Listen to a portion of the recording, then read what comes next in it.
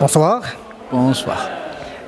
Monsieur Hakim Belabès, quel est votre ressenti sur cette nouvelle édition du Festival national du film de Tanger?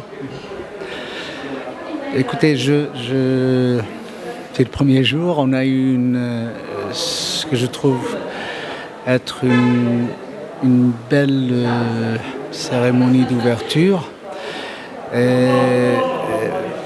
Pour être un peu clair, le Festival national du film, par rapport, par exemple, au Festival de Marrakech, le Festival du film international, on avait toujours l'impression qu'il y avait une sorte de décalage, qu'ils n'étaient pas sur sur la même hauteur d'importance. Je crois que cette année, il y a quelque chose qui a changé. Et je crois que c'est un tournant. De par le fait qu'on sent qu'on est dans un événement d'envergure. D'autant plus que moi, pas ce qui me rassure, mais ce qui m'enchante, c'est ce nombre important de la présence d'étudiants et d'étudiantes de cinéma de partout au Maroc, d'instituts et d'écoles de cinéma, d'universités marocaines. Ça m'enchante. Et je crois que c'est une occasion pour les jeunes de rencontrer leurs peers, donc leurs collègues professionnels du cinéma, et d'avoir cette interaction qui, surtout pour des jeunes qui commencent ou qui n'ont pas encore commencé, de voir un peu quel est le cumul, mais quels sont aussi les horizons pour un cinéma national, pas pour dire, pour un cinéma national qui aurait peut-être ou qui aura un impact un peu plus important et différent, un peu plus libre d'expression, un peu plus solide. Voilà, c'est ce que j'ai vu un court-métrage et un long-métrage. J'attendrai peut-être pour vous parler de mon ressenti sur les films. Je les ai vus. J'étais dans une commission de présélection, mais j'attends qu'il passe. Alors là, dans son mot d'ouverture, le ministre de la Jeunesse, de la Culture et de la Communication, M. Mohamed Mehdi Ben Saïd, avait parlé d'une éventuelle collaboration avec l'ISADAC et l'ISMAC en ce qui concerne un nouveau programme destiné aux futurs acteurs et cinéastes. Pouvez-vous nous en parler de manière brève? Je n'aime pas trop parler de choses qui n'ont pas eu lieu encore. Comme je n'aime pas promettre ce que je ne sais pas ce qui va arriver. Mais ce que je sais, c'est que avec Latifa Ahrar, par exemple, une grande amie, déjà on s'est mis d'accord qu'il devait y avoir et qu'il doit y avoir une sorte de, pas une collaboration, mais une relation étroite d'amitié et de curiosité et de mingling, donc de mélange, j'allais dire, entre les deux instituts, entre l'ISMAC et l'ISADAC, dans le sens où c'est quelque chose qui me paraît être naturel. Les étudiants ont besoin d'acteurs, ils ont besoin d'acteurs qui sont comme eux et comme elles en train d'apprendre un processus donc cinématographique, audiovisuel, ce qu'on veut.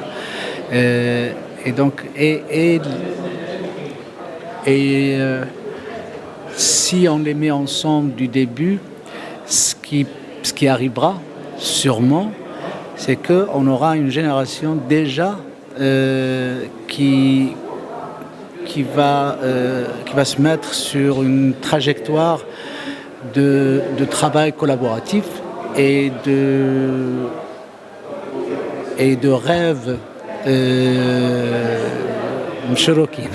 de rêves partagés, j'allais dire. Donc l'idée qu'on soit géographiquement, du point de vue espace, l'ISADAC et l'ISMAC sont très proches. Pourquoi? Parce que ça n'a jamais eu lieu que les étudiants puissent se rencontrer, puissent travailler ensemble, même pour apprendre à faire une session de casting, par exemple, pour les étudiants de l'ISMAC, ils ont leurs copains et leurs copines à l'ISADAC. Et c'est comme ça que il faut lier des relations d'amitié et de curiosité les uns envers les autres, qui, moi je suis sûr, donnera un élan encore plus fort et plus ancré dans leur éducation cinématographique. Donc c'est quelque chose de normal, il me semble. Et je crois que c'est beau d'avoir des collègues avec qui on n'a pas besoin de signer de conventions, on n'a pas besoin de signer des partenariats. Tout ce qu'on peut faire, ou tout ce qu'on doit faire, c'est d'aller frapper à la porte et d'entrer et de travailler ensemble. D'ailleurs, je crois que l'ISMAC devrait être comme ça. J'espère que l'Institut a déjà commencé quelque chose dans ce sens. On est ouvert. On est ouvert et on est ouvert 24 heures sur 24. Alors, dernière question, M. Hakim. Quel conseil donneriez-vous à la relève, à la future génération? Je n'ai pas donné trop de conseils parce que des fois on ne sait pas. On a beau vous décrire les pyramides, ou on a beau vous décrire la naissance d'un enfant, tant que vous n'avez pas été là pour le sentir, ça reste un peu flou. Mais ce que je peux dire, c'est que il y a Werner Herzog qui dit pour faire du cinéma, il faut lire. Et il le dit une dizaine de fois. Donc pour moi, c'est la lecture de tout. Littérature, de poésie, enfin, il faut lire. Il faut lire et il faut regarder. Il faut voir ce qui a été fait avant nous pour pouvoir peut-être se retrouver dans ce qui a été fait et pouvoir peut-être inventer autre chose. Il y a un très beau film de Haile Gerima qui est un des grands maîtres du cinéma, qui est éthiopien, un grand ami à nous, qui s'appelle, donc le titre est Sankofa. Et Sankofa, c'est un oiseau. C'est un oiseau qui, en marchant vers l'avant, tend à regarder toujours vers l'arrière. Et je crois que c'est une image assez intéressante dans ce sens-là. Donc, lire et voir des films, et surtout, essayer de voir avec un cadre, au lieu de voir avec les yeux. Parce qu'un cadre tend à limiter notre vision pour la rendre universelle. Un cadre peut être notre univers, il peut être l'univers. Je me dis par exemple, si nos étudiants à l'ISMAC arrivent cette année, par exemple, la première année, ceux et celles qui vont rentrer, s'ils arrivent à voir avec le cadre, on aura accompli pas mal de choses. Inch'Allah. Allah.